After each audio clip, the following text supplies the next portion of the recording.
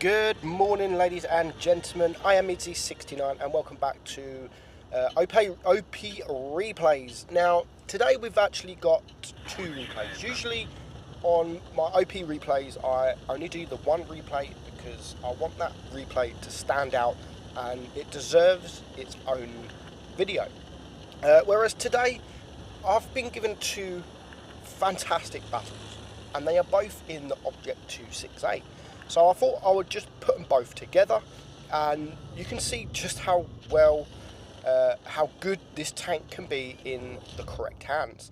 So the first battle we have Wrecked for Noobs, and he is on Dead Rail, and last week or the week before, whenever this will get released, I actually did a Dead Rail 268 video, and this battle, would have been good to actually add onto that that video, but we've got the video and he does very well. And as I said in my video, he is now in the OP TD position in the bush. He's now done 1200 damage. He hasn't had anyone spot him or he hasn't had anyone shoot him, so he's now aiming at the E5, who he just about can't get, and just as he backs up, it was a bit too late for him to take a shot. So the E4 is now open. Nugget in the T62 is now dead, so it is 6 against 7. There is the IS-7 up there, who he can just about get a shot on. Lovely 749 roll into him, but it is now 5 against 7. Now, the enemy team, they've got the Type 61 in the middle, they have the IS-7 in the middle, and they have the Jaeger that has decided to go the medium route, and I believe there is, well, you've got the back chat there as well. I'm not sure if that was a good position for the Jaeger. However, they are 3 tanks down, so they are doing something right. The IS-7 has now been taken out by the grill, and again, Rekvanid, just as he has a shot on the E5, he wasn't quite loaded, and as soon as he is reloaded, he goes out of sight. But that little drift there from the back chat has just cost him 1100 damage. So he's now up to 3000 damage. He got a shot in now into the tracks, but he just only manages to track him. But the Jaeger is now a one shot. He takes out the grill, so it's now 3 versus 6. He is still full hit points. He takes out the Jaeger, so it's now 2 versus 5. You got a couple of TDs to your, well, you got the E5 and the E4. There is also a Tortoise who hasn't been spotted all battle. He gets a nice shot there in the E4, but that makes him spotted. So he's up to 4.2k damage, and he hasn't had to move. He's not a camper. He's had shots all battle, so there is no reason for him to move. But as soon as he's got spotted, then he is out of there. And you can see now he's turning back. We have the back chat that is closing in. The E4 gets gone, so it's now 2 versus 4. So there is one tank that is capping. You've got the E5 that's just about a one shot, and I'm not sure what this back chat was doing, but he left it too late to try and circle him, and he uses the HE to get him gone. So now he is on 5k damage. 3 tanks left. The E5 takes out the E100, so he is now all on his own. He's going to aim for the E5. Hopefully he can get a higher roll, and he does exactly that. Now it's 1 versus 2, which is the Type 61 who has full hit points and a Tortoise. And again, I still haven't seen that Tortoise. So when I was watching this, I was like, another replay that has an AFK. Now he does shoot HE there, which was a good choice. Very good choice. He's now up to 6.7k damage, but things are going to start changing. So this shot here, he needed to get that shot because the Type 61 can now get around him. He does get shot once, and the Type 61 just tries running off, but he does manage to kill him. So he is up to 7.3, and you can see even here AFK question mark. So automatically he starts going towards spawn.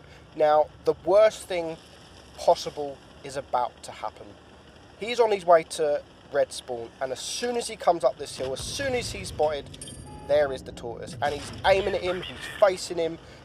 He could have been looking at a different direction, but nope, he was facing directly to him. So he's now only on 134 HP. He needs to bounce at least 2 more shots before he's reloaded. He gets 1 shot off, but he just could not get there in time. But still, fantastic effort, and that tortoise just come out of nowhere. Did nothing pretty much all battle. Then right at the end, he was there. But he still won the enemy the game. So 8.7k damage, which is very unfortunate, because if he could have got that tortoise, then that would have been over 9k damage. So thank you very much, Wreck for Noobs, for sending me that in. Very, very well played. Great damage and very well, not camped, but you did well. Now, next up, we have Iran Empire. Now, he's on Faust, and he has a superb game. So there's 2 mediums on the enemy team, 2 mediums on his team, and you can see the 2 mediums on his team have gone left with a TD, which is absolutely fine. You do often get that, and he is pushing around. Now, I don't usually go to this spot. I normally go up the hill, roughly where that KPF is on this side. He does get a nice shot into that KPF, and it does make him spotted, but he backs up while he's on a reload. He's not going to get shot. And now an E100 comes forward. You can see him aiming forward, and you can see him just trying to get a shot off on that M103, and the E100 decides to push him, which is very, very unfortunate. Now, I'm not going to show you what he says because it's not really needed. I don't agree with what he does say, and I'm not going to share what he says. But it's understandable that he was pretty much annoyed, because the E100 just comes straight up behind him. And again, I don't recommend this. I'm not condoning this. He's not exactly pushing him, but he's stopping in reverse. But the E100 just has not got a clue. So what he does next is absolutely fine. He gets a nice shot in on the M103. So now all he's going to do, he's not blocking the E100, but he's going to use the E100 as hit points, as his protection. He's going to use him as his armor, which is absolutely fine. That M103's just lost 100 hit points for no reason. He gets a shot in on the Jaegeru, and again, I like what he's doing now, and it pays off. You can just see, just as he reversed, the E100 got tracked, and then he got shot from the Jaegeru. So you can clearly see that E100 is not a great player. So using his hit points it's doubling your hit points, basically. So as soon as they shoot him, he can poke out. Now, again, I love what he does here. There's tanks all around him. They are 2 tanks down to 1. But the M103 on his team needs help, so he's going to help him. And you focus in this M103, he's hidden from all the other tanks around him as well. So very good decision to rush that M103. Now he gets him down to 1 shot, and then he's going to go back around and deal with the other tanks around here. So the E75 is next, the next target. He gets a nice shot into him. So he's now up to 3k damage. The KPF and the E75 are going towards the ST1, and now there is a Jaegeru that is coming. E75 takes out the ST1. He does get 1 more shot in on the E75, who is now a 1 shot, and here comes the Jaegeru. Luckily, there is his M103 that is also there, so the Jaegeru is going to try and focus the M103, which is great for Iran. He can get a shot into the rear of the Jaegeru, so he's now up to 4.3k damage. The Jaegeru is a 1 shot, so he's going to focus him. He is the big gun, he is the big dog, and he gets rid of him. But now it is 2 versus 4. The E75 is a 1 shot. He has a high roll loaded, so I would have gone for this KPF, which is what he is going to do. But unfortunately for him, he does low roll and leave him on a 1 shot, and the KPF does get shot in return. So it's now 1 versus 4. So there is 2 tanks here. That is a 1 shot. He needs to turn before this KPF reloads. He's going to use the HE, which is perfect, because all he needed was a bit of splash damage. So it's now 1 versus 3, and here comes the E75, and he manages to hide from him before he can aim at him, and he again splashes him with the HE. So it's now 1 versus 2. He knows there is 1 tank capping, and here comes the perfect thing that could happen, and it's the Waffle that comes forward. So 1000 HP, and because he just shot, the Waffle knows he is a 1 shot, so he's gonna start pushing him. But by the time he gets there, he just reloads, Absolutely amazing. He's now up to 6.8k damage, and all that's left is a T-54, and he knows exactly where he is because he is capping.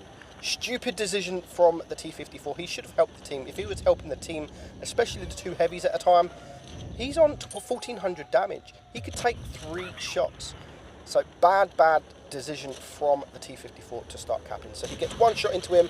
He's now on 7.5k damage. He gets a nice bounce just when he needs it. He's going to get 1 more shot in on the T-54, but now he's in a bad position because the T-54 is now circling. He's doing what he should have done 2 minutes ago, but by this time it is too late. He's only on 133 hit points, and all he needs is, again, that splash damage from the HE. And just as I think he was going to pull out, he doesn't, and he backs up. But now he started capping, so the T-54 has to do something. And he pokes out, switches to the AP, and he clears him for his 5th kill. And lovely 1 versus 4 there. You can say, yes, the enemy did have a couple of noobs, but you're going to get that. 8.3k damage. Kolobanov, Top Gun, High Caliber, Radley's, he gets the lot. So thank you for sending me those replays in. I enjoyed them both, and very well played. I hope you enjoyed them, guys.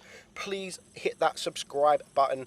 Let's get ourselves to 15,000 subs. But for now, thanks for watching, and I'll catch you soon.